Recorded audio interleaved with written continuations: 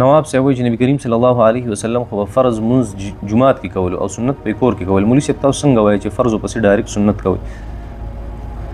او آیت الکرسی به څنګه وایو؟ اذکار 33 پیری او 34 پیری. نواب صاحب محترم دې تذکره ما وکړه او ما دا نه دی ویلي چې فرض مونځ پسې به فورا سنت کې، ما دا وی چې فرض مونځ پسې به فورا سنت لپاسي. په دوه کې فرق دی مسله کې. او التما چې دینه کوم مخکې سوال او د فرض مونږ پس دعا کول یا سنت پس دعا کول، التما دې وضاحت کو دا وګوره.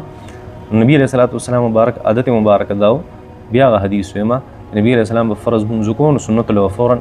هغه پاسېدو. سنت په کور کې کول خو پاسېدو به فرض نه پس ناست نبی علیہ السلام نه کول، صرف دونه ناست به کول چې اللهم انت السلام ومنك السلام دا به پکې. بیا نور اذکار هغه چې د ټول فرض مونږ به پوره شي نه سنت په مقدار هغه نه پس په خپل اذکار کو.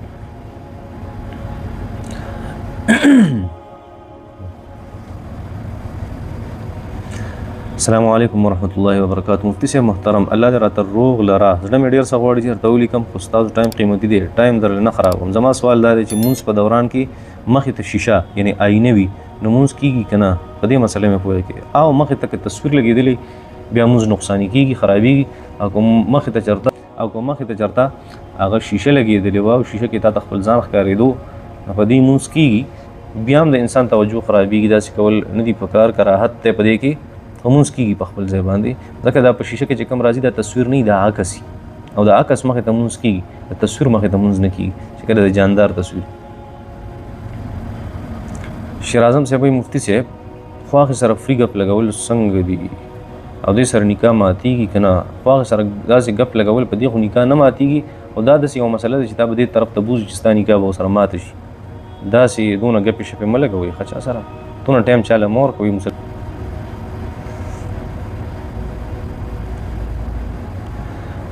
دا وایي چې مفتی صاحب د ښځو خپل د مور او د پلار قبر له تلو کې ګناه شتي او که نشتي؟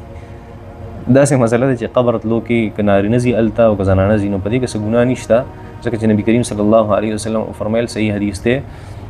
چې كنت نهیتکم عن زیارة القبور الا فزوروها فانها تزاهدکم فی الدنیا وتذکر الاخره. تاسو ما قبرونه زیارتونه منع کړي وي، ولې تاسو په شرک او په وحدانیت کې فرق نشو کولی. اوس تاسو شرک پیژنئ، شرک څه ته وایي، ایمان څه ته وایي. اوس تاسو قبر له ځئ او په دې نیت باندې ځئ چې الله جل شانه ما کې تقوا پیدا کړي او د آخرت فکر را سره پیدا شي. په دې نیت باندې قبرونه تلل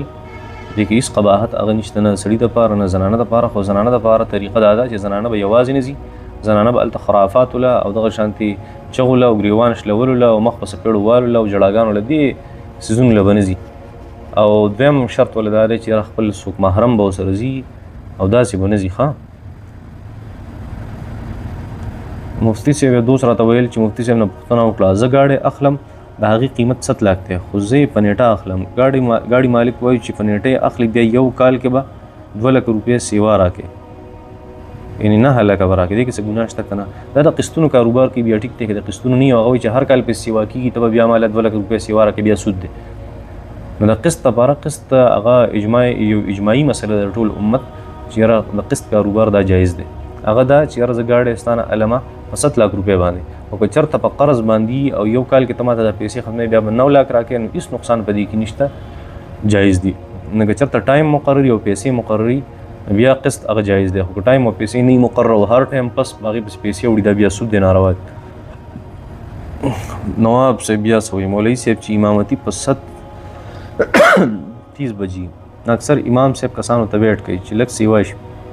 چې کسان لږ سیوا شي داسې کول جایز دي. ګوره چې کوم ټایم مقرر دی داسې مسله داسې ده که نه چې نبي کریم صلی الله علیه وسلم چې کله اذان به وشو نبي علیه السلام مبارک به راووتو او نبي علیه السلام که کسان به کوم نبي علیه السلام به لږ شان انتظار وکړو بیا به نبي علیه السلام مبارک مونځ ته مخکې شو جمع به یې ورکړه، او که نه کسان به دونه و چې هغه جمع به پرې ښه ښکارېده بس هغې به ودرېده په هغه ساعت باندې مونځ ته او مونځ به یې وکړو نبي کریم صلی الله علیه وسلم. نه که داسې یو 2 طریقې دي چې په هغې کې ته انتظار کولی شي. یو طریقه دا چې څوک شته نه د امامتۍ نه ته بیا انتظار کوې. دویم دا چې یاره ډېر کسان هغه دغه دي را روان دي بس لږ شانتې په وخت کې خلل نه راځي خو بس چې هغه راورسي مونځ کوو نو بیا هم څه نقصان نشته. او دریم دا چې یاره امام صاحب هغه را روان دی او خلکو ته پته ده چې هغه را روان دی یا خپل اودس چارندام برابري یا خلکو ته ښکاره شو یا خلکو ته اندازه ده چې امام صاحب د کور نه راوځي اوس یو منټ نه انتظار ورته مونږ وکړو دې کې څه نقصان هغه نشته. دا ټایم چې دی دا چې مقرر شوی 30 مثلا تاسو په سوال کې ویلي دا د سهولت لپاره دی. نو د دې ټایم نه مخکې والي وروسته والي په دې کې څه قباحت هغه نشته، شرعاً قباحت پکې نشته. او سهولت کې د سهولت په باب کې په دې کې قباحت دی چې مونځ به وروسته کې مخکې کې نه دی نه ځکه هغه سهولت بیا سمه زونه کړی چې تا کم 30 ټایم مقرر کړی دی او صرف دونه دا که خپل امام ته انتظار کوي یا څه خلک را روان دي هغې ته انتظار کوي او هغه دا دي نږدې دي بس دونه ټایم پرې نه لګي بیا هم څه قباحت نشته او که هسې بیا داسې هر چاته انتظار کوو پلان کې حاجي صاحب را روان دی پلان کې شیخ صاحب را روان دی پلان کې را روان دی دغه طریقه دا ټیک نه ده چې کوم سهولت ته مقرر کړی دی په هغې کې خلل دی نو دې سره بیا فساد جوړېږي په معاشره کې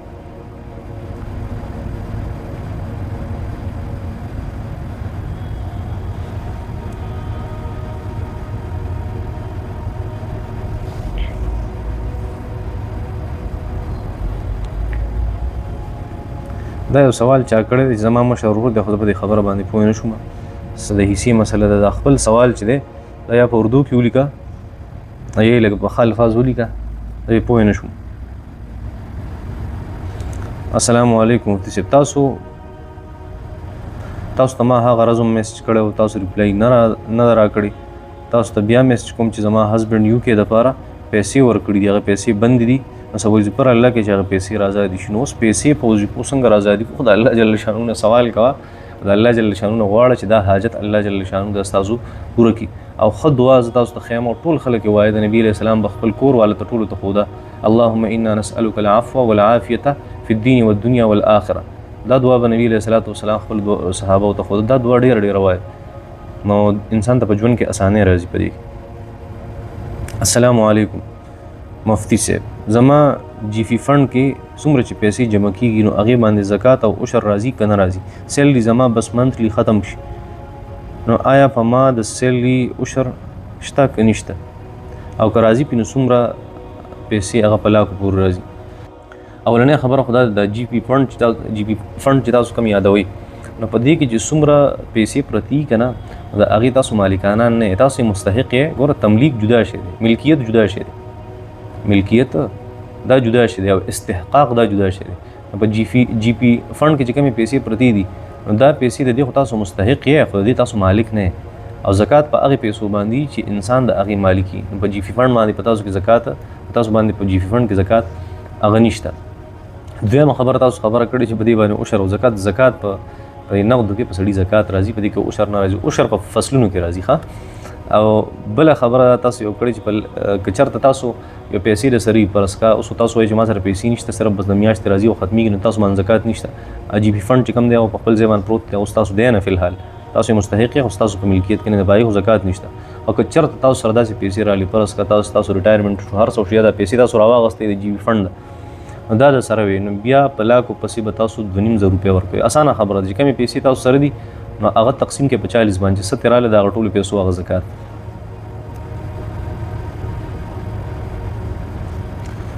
السلام علیکم مفتی صاحب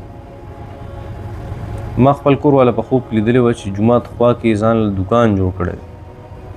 خوا دا یو پوره خوب یې ویلی دی نو دا به چېرته تا د کور والا سره د کار روزګار د هغې مشورې به دې کړي نه کېدی چې ځکه داسې خوب تا ته راغلی مولانا صاحب یو سوال تپوس کوم جواب یې خامخا راکړي څو ورځې کېږي مولانا صاحب چې په خوب کې مړي جنازې او کفنونه وینم د دې څه تعبیر کېدی شي ډېرې ورځې وشو چې ډېر زیات معیارئ مهرباني وکړئ جواب دا ډېر ښکلی خوب دی د دې مطلب دا دی چې تاسو کم د ګناه په دنیا کې الله جل شانو به دغه ګناهونه دا به ستاسو ختمه کړي او د نیکۍ چې کومه لار ده او د دیندارۍ چې کومه لار ده هغه به ستاسو نصیبه شي دا د تقوا او د پرهیزګارۍ علامت دی ښه دی که د یېرې څه نشته السلام علیکم مفتی صاحب محترم که چېرې والدین د اولاد د تربیت پوره کوشش کوي او بیا هم اولاد بې تربیته وي نو عذاب به والدینو ته میلاویږي که نه والدینو ته ولې عذاب میلاویږي خپل کوشش کړی بس دا کوشش کافي دی د هغې دپاره دا وایي چې یو کس دی دروي نوم یې هغه په انډیا کې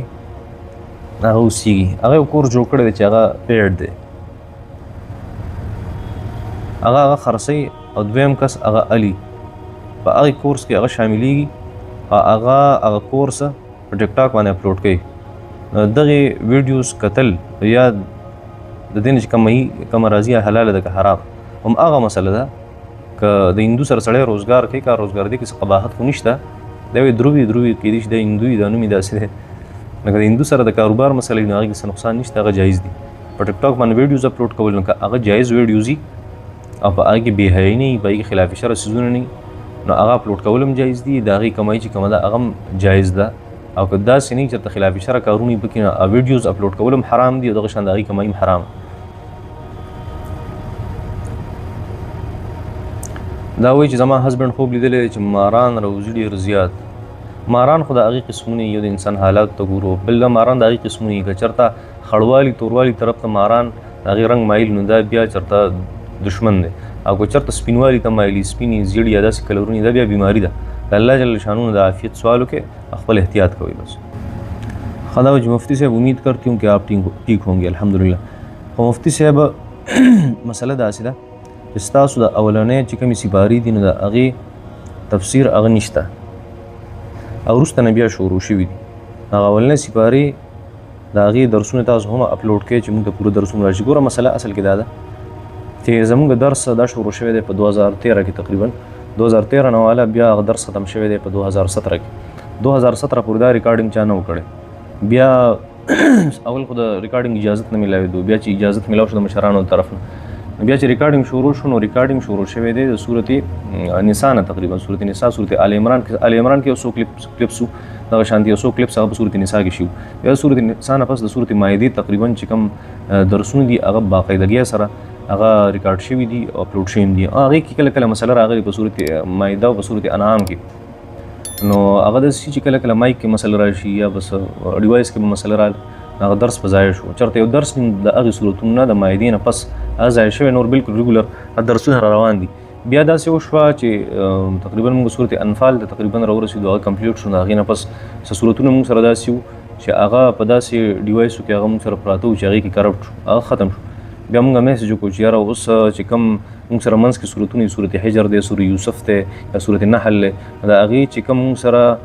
هغه فایلز پراته دي چې کوم روغ دي نو هغه اپلوډ کړو، که نه د صورت اسراء نه شروع کړو. د اکثرو ملګرو د هغې رایه دا وه چې یاره صورت بني اسرائیل صورت اسراء د هغې نه شروع کړې دا به ډېره بهتري. نو صورت اسراء نه بیا موږ اپلوډینګ هغه سټارټ کړو. صورت اسراء نه اوسه پورې تقریبا موږ په صورت فرقان کې روان یو، د هغې ریکارډینګ هم سټارټ دی او ویډیوز هم اپلوډ کېږي الا ماشاء الله. صرف دونه خبره ده چې دا سر ته ورسي نو بیا به چې د سر نه شروع کړو اولنۍ سپارې به بیا په هغې کې راشي، خو دا شته ځکه نه چې ریکارډینګ نه دی شوی، بس صرف دونه مسله ده. مفتی صاحب نکاح نه مخکې طلاق کېږي که نه؟ نکاح نه مخکې طلاق نه کېږي.